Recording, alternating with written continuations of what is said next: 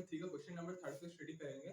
और हम लोग एमएल अग्रवाल बुक को फॉलो कर रहे हैं, आपको ये पता है हम लोग आईएससी बोर्ड की बुक को फॉलो कर रहे हैं, ठीक है। बट आफ्टर ऑल दैट अगर कोई बंदा है जो सीबीएसई बोर्ड से है या फिर यूपी बोर्ड से है और इंग्लिश मीडियम से, तो वो देख सकता है, नो प्रॉब्लम, क्योंकि अप्रॉक्स जो सिलेबस है वो सेम ही है, ठीक है। और ये चैप्टर कॉमन है अप्रॉक्स ऑफ सभी जितने भी बोर्ड्स हैं। तो यहाँ पर क्या है, हमारे पास क्वेश्चन नंबर 3 है। क्वेश्चन नंबर 3 हमसे बोल रहे हैं कि ये गिवन दे रखा है और जो गिवन नहीं दे रखा है उसको आपको फाइंड करना है। So it is very easy कि आपको कैसे फाइंड करना है। तो यहाँ पर आपको दिख रहा है कि हमें ए दे रखा है, हमें डी दे रखा है। अच्छा, एक बड़ी अच्छी बात होती है यहाँ पर कि अगर आपको फर्स्ट टर्म दे रखा है एंड आपको कॉमन डिफरेंस दे रखा है, then it is very easy to write an AP, ठीक है। बहुत इजी हो जाता है आपके लिए, क्योंकि एक एपी में दो ही चीजें मैटर करती हैं, फर्स्ट टर्म मैटर करता है और आपका कॉमन डिफरेंस मैटर करता है। उसके बाद फिर आप कितनी भी लंबी एपी हो आप लिखते जा सकते हैं, ठीक है। तो यहाँ पर क्या है, आपसे बोला गया है कि एक nth टर्म आपको दे रखा है वो 50 है, ठीक है। यानी कि अगर हम 5 में 3 जोड़ें, ठीक है, यानी कि ऐड करें तो 8 आएगा, 8 में 3 ऐड करें तो 11 आएगा, 11 में 3 ऐड करें तो 14 आएगा, and dot dot dot so on करते जाएंगे। तो एक टर्म ऐसी मिलेगी जो 50 होगी, ठीक है। डॉट डॉट डॉट डॉट करते हुए एक टर्म आपको 50 मिलेगी और उसको बोल दिया गया है कि ये nth टर्म है, ठीक है। तो ये जो nth टर्म है ये कौन से नंबर पे अगर, जैसे फॉर एग्जांपल अगर मैं बात करूं 5 की, ठीक है, तो 5 हमारे कौन से नंबर पे होगा, फर्स्ट पे होगा। यानी कि जो an अगर 5 कर दूं तो इसके लिए n कितना हो जाएगा, 1 हो जाएगा। सिमिलरली अगर मैं 11 की बात करूं, ये सेकंड नंबर पे है, तो यानी कि ये n = 2 नंबर पे अवेलेबल है, ठीक है। तो सिमिलरली आपसे पूछा गया है कि 50 कौन से नंबर पे होगा। और अगर ये nth टर्म अगर 50 है, यानी कि यहाँ पर क्या हो रही है, अगर आपकी एपी टर्मिनेट कर रही है तो इस पूरी एपी में नंबर ऑफ टर्म्स कितने होंगे। तो इट इज वेरी ऑब्वियस कि जिस नंबर पे, मान के चलो अगर ये 50वें नंबर पे ये टर्म अवेलेबल, फॉर एग्जांपल ये गलत है वैसे, 50 नंबर पे नहीं है, ठीक है। तो अगर फॉर एग्जांपल मैं मान लूं कि 50वें नंबर पे ये टर्म है, ठीक है, तो इट इज वेरी ऑब्वियस कि इस पूरी एपी में कितने टर्म्स होंगे, n = 50 होंगे, क्योंकि अगर यहाँ से स्टार्ट हो रहा है और 50वें नंबर का टर्म ये है तो हमारे पास 50 टर्म्स ही होंगे, क्योंकि यहाँ पर तो एपी टर्मिनेट कर रही है, ठीक है।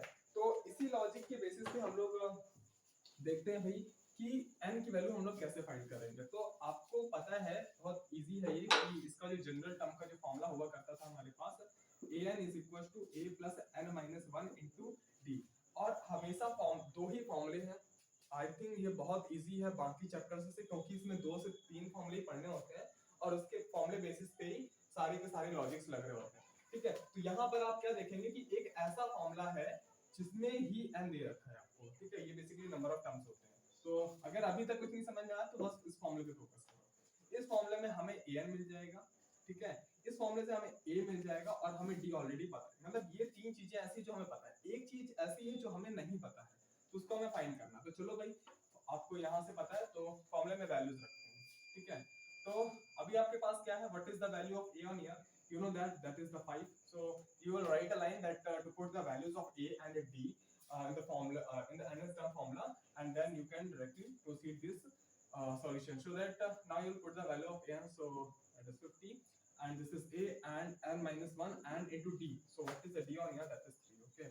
So what you will do here, it will be transfer, so 5 is equals to n - 1 into 3, so n - 1 is equals to 45 and upon 3, ठीक है। तो n - 1 is equals to 3 1s are 3 and 3 5s are 15, so 15, so n will be 15 plus 1, that is what 16, यानी कि n कितना है, 16 है। तो n की वैल्यू कितनी आ गई है, n is equals to 16, this is your one answer number 1। अब आपसे पूछा गया है कि अगर आपको n पता चल गया तो आप हमें ये बताइए कि मतलब इसका मतलब ये हो गया कि 16n का मतलब है कि एक ऐसी एपी है जिसमें 16 टर्म है और 16th टर्म पे ये एपी टर्मिनेट कर रही है, क्योंकि इसका nth टर्म 50 दे रखा है, या फिर लास्ट टर्म जो है वो 50 दे रखा है। अब आपसे पूछा जा रहा है कि SN फाइंड करो, यानी कि summation of n terms find करो। तो n की वैल्यू कितनी आई है, 16 आई है। तो हमें पता है कि समेशन ऑफ n टर्म्स कितना होता है, n/2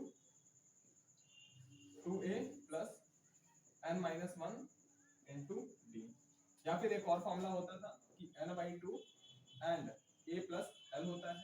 is there any problem, I think no problem, क्योंकि यहाँ पर क्या है, ये हमने l को कैसे लिखा ये मैंने फर्स्ट वीडियो में बताया, तो आप प्लीज बहुत लंबा हो जाएगा। ठीक है, आफ्टर ऑल दैट मैं आपको एक आइडिया देता हूँ, बेसिक आइडिया। इसको आप a प्लस ए लिख लीजिए। तो a plus n minus one into d क्या होता है, an होता है। और an को हम लोग कहीं ना कहीं लास्ट टर्म भी बोल सकते हैं, अगर वो लास्ट टर्म की बात कर रहा है। ठीक है, तो यहाँ पर हमारे पास लास्ट टर्म ऐसे हमको पता है, ठीक है, 50 होता है। 50 है, मतलब होता नहीं, 50 है यहाँ पर इस क्वेश्चन के लिए, क्योंकि 16th टर्म 50 दे रखा और 50 पे ही टर्मिनेट कर रही है अभी, यानी कि लास्ट टर्म कितना हो गया, 50 हो गया। अगर आपको नहीं समझ में आ रहा है तो आप बस इतना जान लीजिए कि कितने टर्म्स का समेशन पूछ रहा है, जो भी हमने निकाला है। तो यानी कि ऐसे 16 यानी कि 16 टर्म का समेशन पूछ रहा है वो। एंड यहाँ पर हम लोग 16/2 रख सकते हैं, और यहाँ पर हम लोग 2a plus what is the value of 16 on here, that is we can write 16 minus 1 and into d. So what is the common difference on here, that is 3, so that you can directly put your 3. Now 2 8 is 16, so 8 and 2a, so what is the value of a, देखो summation of 16 terms का निकालना है, तो there is no need, अगर आपको ये formula नहीं समझ में आता है कि कैसे अप्लाई करना है, then you can go for this formula, and here you know the value of a as well as b, and as well as you just find the value of n, so that you directly put the value of n on here. And now you will proceed. So what is the value of a, that is 5 plus 16 minus 1 is what, 15 into 3. So here you can find 8, 5 to the 10 plus 5, 15 3 is 45. Okay, so here we will find 55 and 8, so 8 5 is 40, 0 4, 8 5 is 44. Okay, so this is your final answer. Let us check once.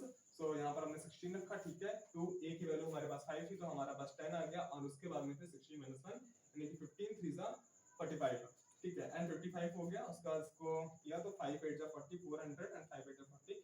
Okay, so verified. So your answer is 440, यानी कि summation जो आ रहा है SN वो कितना आ रहा है, 440 आ रहा है, एंड जो हमारा नंबर ऑफ टर्म्स आ रहे हैं वो हमारे पास 16 आ रहा है। तो let us go for next question. So this is our question number 4th. Third का 4th पार्ट है, ठीक है, और बाकी के जो भी क्वेश्चन है वो मैं आपको एक फोटो, मतलब जो हमारे पास आता है ना, एक एप्लीकेशन आता है गूगल से रिलेटेड, तो उसमें आपको उसका लिंक प्रोवाइड हो जाएगा, तो आपको वहां पर मिल जाएगा, ठीक है। तो लेट अस सी, ये हमारे पास क्या है, a इज इक्वल टू, यानी कि आपको जो भी क्वेश्चन बच रहे हैं आपके, वो सारे के सारे आपको उसका लिंक मिल जाएगा डिस्क्रिप्शन में, तो आप वहां से उसको देख सकते हैं, और बाकी सारे क्वेश्चन जितने भी वो आप अटेंड कर सकते हैं। इवन मैं पूरी एक्सरसाइज की फोटो आपको डिस्क्रिप्शन में दे दूंगा। Okay, so let us see derive करके जो एप्लीकेशन है, मुझे हिट नहीं हो रहा दिमाग में। तो यहाँ पर क्या है, a इज इक्वल टू 8 है, एंड जो हमारा फर्स्ट टर्म है वो दे रखा है, और जो nth टर्म है हमारा वो 62 दे रखा है, और हमारा जो SN है, यानी कि जो हमारा समेशन ऑफ n टर्म है वो दे रखा है, ठीक है। तो आपको पता है कि ऐसी एपीआई जिसमें n टर्म है, अब वो n टर्म क्या है हमें नहीं पता, वो ही हमसे बोल रहा है कि फाइंड करके दो। और एक ऐसी एपीआई जिसका फर्स्ट टर्म तो हमें पता है, लेकिन हमें कॉमन डिफरेंस नहीं पता है, तो वही ये क्वेश्चन बोल रहा है कि हमें कॉमन डिफरेंस भी फाइंड करके दो। ठीक है, तो कैसे कर सकते हो, देखो पहले तो हम लोग एक काम करते हैं, पहले इन दोनों के फॉर्मूले देखते हैं, क्योंकि जब भी ऐसा कुछ आ रहा है, यानी कि जब ये अगर आ रहे हैं दोनों टर्म, तो इट इज वेरी ऑब्वियस कि इनका ही फॉर्मूला लगने वाला है। तो let us write the formula, so that the formula of AMF term, that is what, a plus n minus 1 into d. This is your question number, sorry, this is your equation number 1, or there's no need to write the equation number 1 or 2, because this is only formula, and this is what, Sn is equals to n by 2 and 2a plus n minus 1 into d. Okay, so this is your equation sorry, formula number 2. So this is what, this is the formula of nth term, and this is the formula of summation of n term of an AP. Okay, तो यहाँ पर अभी क्या करना है, अभी हमको देखना है कि हमें क्या क्या पता है। पहले वाले फॉर्मूले की बात करते हैं, क्या हमें ये पता है, हाँ दे रखा है, क्या हमें ये पता है, हाँ दे रखा है, क्या हमें n पता है, नहीं पता है, और क्या हमें d पता है, नहीं पता है, यानी कि n और d हमें इस फॉर्मूले में नहीं पता है। सिमिलरली Sn को देखते हैं, क्या Sn पता है हमको, हाँ पता है, क्या हमको 2 में a पता है, हाँ पता है, क्या हमको n पता है, नहीं पता है, हमें फाइंड करना है, इसको भी हमें फाइंड करना है और इसको भी हमें फाइंड करना है, और सिमिलरली यहाँ पर हमें d को फाइंड करना है और n को फाइंड करना है। यानी कि इट इज वेरी ऑब्वियस कि अगर हम लोग इनमें वैल्यू रखेंगे, जो भी हमें वैल्यू गिवन है, तो इन अगर फॉर्मूलेस में वैल्यू रखेंगे, तो यहाँ पर हमें दो इक्वेशन मिल जाएंगे, और आपको जो इक्वेशन इन टू वेरिएबल्स होती हैं, तो उसके बेसिस पे आप क्या करेंगे, इनको सॉल्व कर लेंगे। ठीक है, तो आप मतलब आपके पास दो इक्वेशन है, दो वेरिएबल्स हैं, तो आप बहुत ही इजीली इनको प्रेडिक्ट कर सकते हैं जो भी आपके आंसर्स होंगे। So let us see that how we will form this question. So now just copy the values of a and whatever given। ठीक है, तो हम लोग पहले फर्स्ट वाले की बात करते हैं, फर्स्ट फॉर्मूले के लिए। ठीक है, तो यहाँ पर क्या है, for an is equal to a plus n minus 1 into d, जो जो भी दे रखा है लिख दो, ठीक है। To put the values of an and a in the formula, ठीक है। ये आपको लाइन खुद से लिखनी है। And now just put the values, so n minus 1 into d. Now you solve and make equation so that you will find 62 minus 8, that is what 2 and 54, okay, and this will be n minus 1 and d. ये question और भी easy हो जाएगा, ठीक है। There is no need to solve with the two variable equation, ठीक है। यानी कि इक्वेशन टू वेरिएबल से नहीं सॉल्व करना, ये और उससे भी इजी हो जाएगा, ठीक है। चलो देखते हैं कैसे होगा, ठीक है। तो ये हमारा क्या बन गया, इक्वेशन नंबर फर्स्ट बन गया, ठीक है, ठीक है। तो फ्रॉम लिख लेते हैं यहाँ पर, ज़्यादा अच्छा रहेगा, ठीक है। यहाँ पर क्या करते हैं, from Sn is equals to n by 2, ठीक है, 2a plus n minus 1 into d, okay. So now just put the values of Sn, a only, so here the value of Sn is what 210 and n by 2 on here, and you just write the values of a. So what is the value of a here, 8 and plus n minus 1 into d, okay. So now you can see कि मैं क्यों कह रहा था कि solve हो जाएगा बहुत ही आसानी से। there is no need to solve this question with the help of equation two variable, because you can see the in the equation number 1 that the value of n minus 1 into d is given, so that you can directly put the value of n minus 1 into d in the equation number second, because this is your equation number second, ठीक है। तो यहाँ पर क्या करेंगे, n minus 1 into d का जो value होगा इक्वेशन फर्स्ट से वो हम लोग यहाँ पर रिप्लेस कर देंगे, ठीक है। तो यहाँ पर क्या करेंगे, from equation first n minus 1 into d is equals to what is this, find 54. So now just put the values of n minus 1 into d. So 210 is equals to n by 2 and 8 to the 16 plus what is the value of this, that is 54, okay. So here it will be fine, यहाँ पर multiply हो जाएगा, cross multiplication, so 420 and इसको add करते हैं तो 8 4 12 and 2 1 5 1 6 1 7, ठीक है। तो n is equals to हमारे पास आ जाएगा 420, I'm really very sorry, so just 720 72, okay. So I think there is some mistake, कुछ तो गलत हुआ है, I think यहाँ पर हमने 8 रखा, ठीक है, और यहाँ पर हमारे पास क्या था 210 आया था, ठीक है, ठीक है भाई। यहाँ पर हमने इसका मल्टीप्लाई करा दिया, 2a plus n minus 1 into d की वैल्यू जो आई थी वहाँ 54 आई थी, क्या वैल्यू सही आई थी, 2 माइनस किया, हाँ ठीक है, और इसके बाद में फिर 6 माइनस किया तो 54 बचा, सही है। चलो इसको देखते हैं, पूरा कट जाना चाहिए, 54 है, ठीक है। तो value of this will be 54 and ये रखा, फिर 8 टू जा 16, सो यही मिस्टेक हो रहा था हमारा। तो यहाँ पर क्या आ जाएगा 70 आ जाएगा, ठीक है। तो कैलकुलेशन मिस्टेक आप मेरी मिस्टेक से खुद सीखिए कि आपको एग्जाम में कैलकुलेशन मिस्टेक नहीं करनी है, ठीक है। तो यहाँ पर कितना आ जाएगा 6, ओके।